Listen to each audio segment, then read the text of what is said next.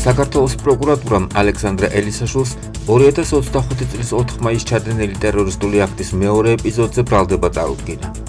გამოძიების ცნობით, წინასწარ შემუშავებული გეგმის შესაბამისად, ტერორისტული აქტის განხორციელებისთვის საჭირო ნივთებით შეიარაღებული ალექსანდრე ელისაშვილი, რომელსაც სახე ნიღბით ჰქონდა დაფარული 2025 წლის 4 მაისს, დაახლოებით ღამის 3 საათსა და 44 minutზე მივიდა თბილისში, აღმაშენებლის ხეივანის 64-ში მდებარე თბილისის საქალაქო სასამართლოს შენობის უკანა მხარეს, სადაც სასამართლოს არქივი მდებარეობს. თავდაპირველად, ბრალდებული სავენტილაციო მილზე ავიდა და სცადა ფანჯრის გაღება, რაც ვერ შეძლო.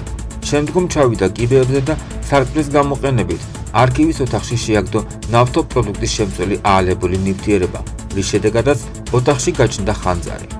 შემდგომ კვლავ დაბრუნდა ფანჯარასთან, რომელიც მეორე არქივის ოთახის მიმდებარედ იყო განთავსებული და სავენტილაციო მილზე ასვლისთანავე ცეცხლი წაუკიდა ფანჯარას და სადენებს.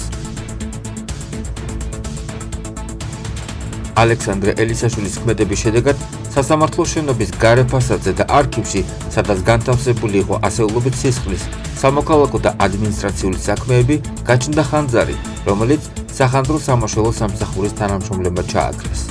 ასევე, საფრთხე შეუქმნა იმ დროისთვის სასამართლოს შენობაში მყოფი მანდატური სამსახურის 3 თანამშრომლის ჯანმრთელობას და სიცოცხლეს.